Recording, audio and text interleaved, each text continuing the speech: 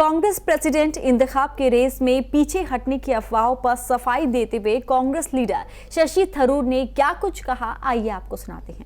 मुझे कह रहे हैं कि सुने हैं कि मैं इस चुनाव की ये जो दौड़ है उससे मैं भाग रहा हूँ, मैं विड्रॉ करने वाला हूँ।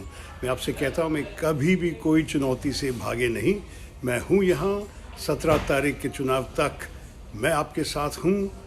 अगर आप पीसीसी डेलीगेट हो, आके वोट कीजिए मेरे लिए, कांग्रेस के भविष्य के लिए, मजबूत कांग्रेस, मजबूत भारत के लिए। There are rumors going around attributed to sources in Delhi that I'm withdrawing today.